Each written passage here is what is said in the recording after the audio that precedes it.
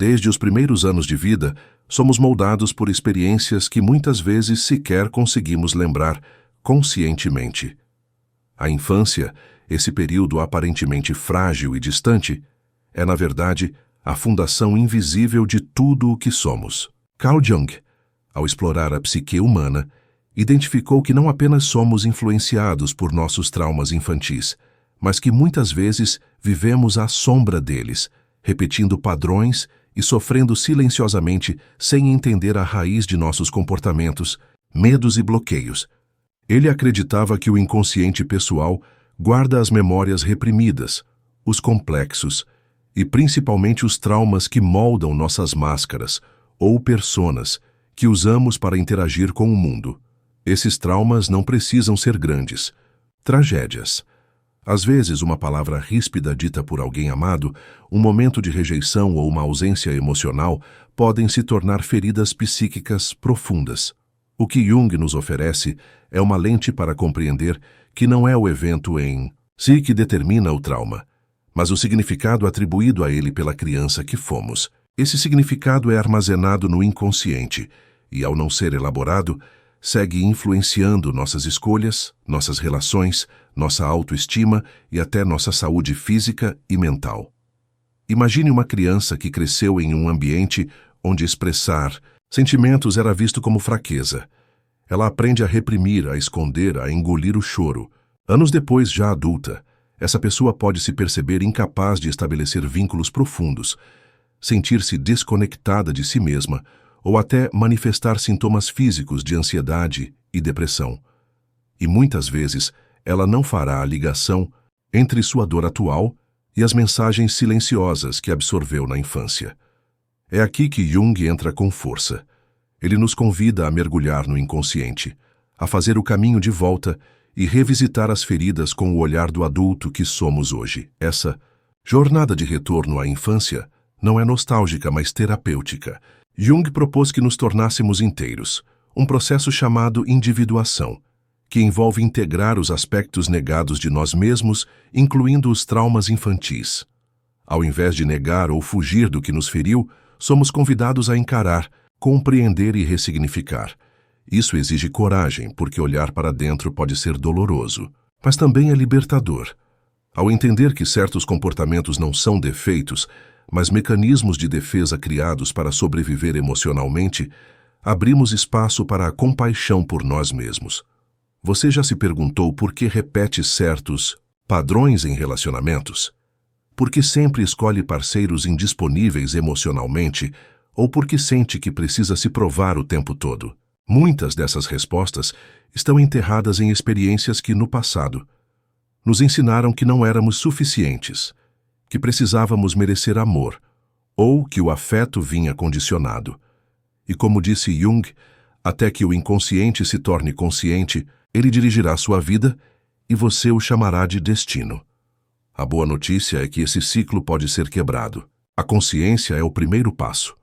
Observar-se, identificar gatilhos, reconhecer reações desproporcionais e questionar suas origens é parte do processo de individuação.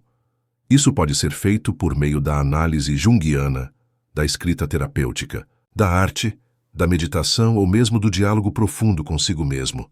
Quanto mais nos tornamos conscientes de nossas sombras, mais liberdade temos para escolher como agir, ao invés de reagir automaticamente com base em feridas antigas. Jung também falava da criança interior, essa parte viva, espontânea e vulnerável de nós que continua existindo mesmo depois da infância. Cuidar dessa criança interior é um passo fundamental para a cura. Isso significa acolher suas dores, escutar suas necessidades e oferecer a ela o que faltou. Quando você se permite ser o adulto que a criança que você foi precisava, cria-se um novo tipo de relação consigo mesmo, mais empática, mais protetora, mais inteira. É interessante notar como muitos sintomas contemporâneos, como a ansiedade crônica, o sentimento de vazio, a necessidade de aprovação constante, têm raízes profundas em vivências precoces. Jung nos convida a não ignorar esses sintomas, mas a vê-los como mensageiros. Eles são chamados do inconsciente, tentando nos alertar de que há algo dentro de nós que precisa ser olhado, entendido e curado. Resistir a isso é como tampar o alarme de incêndio sem apagar o fogo. E é justamente por isso que muitos de nós experimentam aquele sentimento de estar perdidos, mesmo tendo uma vida aparentemente estável. O sucesso exterior não compensa as feridas internas. A plenitude só é possível quando nos reencontramos com quem realmente somos, e esse reencontro passa, inevitavelmente, por visitar as experiências fundantes da infância. Jung também destacava o papel dos sonhos nesse processo. Eles funcionam como uma ponte entre o consciente e o inconsciente, oferecendo imagens simbólicas que representam nossos conflitos internos. Um sonho recorrente pode ser uma porta para um trauma não resolvido. Aprender a interpretar essas imagens simbólicas é como aprender a ler a linguagem da alma. E quanto mais familiarizados ficamos com essa linguagem, mais aptos estamos a conduzir nossa jornada de cura e crescimento. A libertação dos traumas da infância não significa apagá-los ou fingir que não aconteceram. Significa olhá-los de frente, compreender o impacto que tiveram e escolher responder de maneira diferente a partir do presente. Significa também romper com narrativas autolimitantes, com crenças herdadas, com lealdades invisíveis que nos impedem de crescer. E isso é um trabalho contínuo, que exige presença, paciência e persistência. Se você chegou até aqui, talvez algo dentro de você tenha se reconhecido nessas palavras. Talvez já tenha sentido o peso de carregar dores que não são mais necessárias. Talvez esteja pronto para começar essa jornada de volta a si mesmo. E esse é o convite, não para consertar o passado, mas para construir um novo presente a partir da verdade interior que emerge quando temos coragem de escutar o que foi silenciado por tanto tempo. E se em algum momento você duvidar da possibilidade de mudança, lembre-se do que Jung dizia. Aquilo a que você resiste, persiste. Aquilo que você aceita, se transforma. Que esse vídeo seja para você uma semente de transformação e que, ao reconhecer e cuidar das feridas da sua criança interior, você possa se libertar das amarras invisíveis que ainda o prendem ao passado e, enfim, viver com mais autenticidade, inteireza e paz. E é justamente neste ponto que muitos de nós nos perdemos. Porque o trauma da infância não costuma se apresentar de forma explícita, gritante ou cinematográfica. Na maioria das vezes, ele é sutil. Ele se camufla nos silêncios, nas ausências, nos olhares que evitavam o nosso, nas expectativas que nunca foram ditas, mas sempre estiveram presentes como uma nuvem invisível moldando nossos gestos. E é por isso que Jung acreditava que a jornada para o autoconhecimento exige coragem. Porque muitas vezes ela passa pelo reconhecimento de dores que nós passamos a vida inteira tentando negar. Ele dizia que aquilo que não enfrentamos no inconsciente reaparece na vida como destino, ou seja, o trauma não reconhecido acaba se tornando roteiro, e nós seguimos esse roteiro sem perceber, repetindo padrões, buscando relações que reencenam nossas feridas, revivendo rejeições em novos rostos, alimentando uma sensação de inadequação que parece não ter origem, quando na verdade ela nasce de uma criança interior que nunca foi ouvida. Esse é o momento em que precisamos nos perguntar: de onde vem a forma como me relaciono com os outros? Por que certas críticas me afetam tanto? Por que tenho medo de dizer o que penso? Por que fujo de conflitos, ou ao contrário, por que sinto necessidade de controle em tudo? Essas perguntas são convites. Convites para voltarmos à origem. E quando voltamos, muitas vezes encontramos uma criança que não foi validada, que teve que amadurecer rápido demais, que aprendeu que era perigoso chorar, que entendeu que precisava ser perfeita para receber amor. Jung chamaria isso de máscara social, o papel que adotamos para sobreviver, mas que aos poucos se torna tão automático que esquecemos que é só um papel. Essa máscara é moldada pelas exigências do mundo externo, mas principalmente pelas feridas do nosso mundo interno. E aqui está uma das chaves mais poderosas que Jung nos oferece. Não se trata de eliminar a máscara, mas de reconhecê-la. O problema não está em ter uma persona. Todos temos. O problema está em acreditar que somos apenas ela. A libertação, portanto, começa quando aceitamos olhar para além dessa máscara e entrar em contato com a sombra, a parte de nós que foi reprimida, esquecida, silenciada. E muitas dessas sombras têm origem na infância. Emoções que não podíamos expressar, vontades que foram punidas, fragilidades que foram ridicularizadas. A criança, sem entender racionalmente o que está acontecendo, internaliza a mensagem de que ser quem sou não é seguro, e então passa a se moldar para atender às expectativas dos adultos. Esse processo, que é muitas vezes invisível, tem consequências profundas na vida adulta, porque essa criança continua dentro de nós pedindo reconhecimento, mesmo que façamos de tudo para calá-la. Quando você se sabota sem entender o porquê, quando se sente paralisado diante de uma oportunidade que sempre quis, quando entra em relacionamentos destrutivos ou quando foge da intimidade por medo de ser ferido, é possível que não seja o adulto que está reagindo, mas a criança ferida que ainda vive dentro de você. E essa criança não precisa de julgamento, ela precisa de escuta, precisa de espaço, precisa ser reconhecida. Jung diria que esse é um dos passos mais importantes da individuação, o processo de integrar as partes fragmentadas do nosso ser, inclusive aquelas que rejeitamos. A cura começa quando paramos de ver o trauma como um inimigo e passamos a vê-lo como um mensageiro que nos mostra onde ainda dói, onde ainda há algo não resolvido, onde ainda falta amor. Mas como se faz isso na prática? Como ouvir a criança interior se durante tanto tempo fomos ensinados a silenciá-la?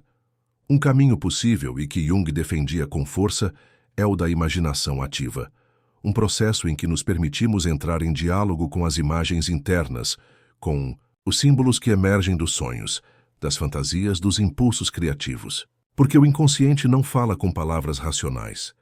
Ele se expressa por imagens, símbolos, sensações. E por isso é tão importante criar espaço para escutar essa linguagem. Uma boa forma de começar é prestar atenção nos sonhos. Jung acreditava que os sonhos são cartas escritas pelo inconsciente.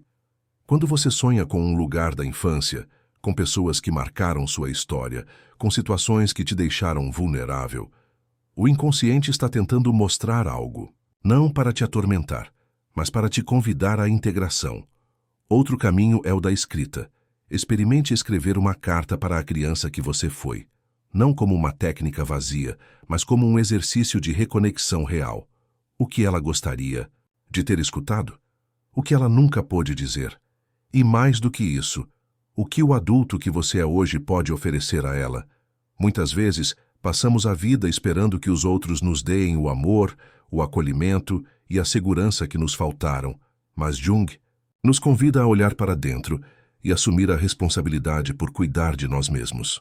Isso não significa ignorar o passado ou fingir que não doeu. Pelo contrário, significa reconhecer a dor com honestidade e, a partir disso, escolher não repetir os mesmos padrões. Isso exige presença, exige consciência, exige tempo, mas, acima de tudo, exige compaixão. E talvez aqui esteja um dos aspectos mais transformadores desse processo. Ao curar a nossa própria dor, abrimos espaço para relações mais saudáveis, mais autênticas, mais conscientes. Porque deixamos de esperar que o outro preencha vazios que só nós podemos cuidar.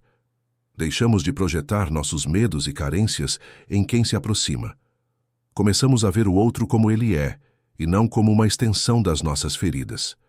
Jung dizia que o encontro com o self, o centro da nossa psique, só é possível quando integramos as polaridades internas. Isso significa aceitar que somos luz e sombra, força e fragilidade, razão e emoção. E só quando aceitamos isso em nós é que podemos aceitar verdadeiramente no outro. Esse processo, é claro, não é linear. Às vezes, achamos que já superamos algo e de repente uma situação nos mostra que ainda há dor ali. Isso não é fracasso. Isso é parte do caminho. A cicatrização emocional não é uma linha reta. Ela é espiralada. Vamos e voltamos. Aprofundamos.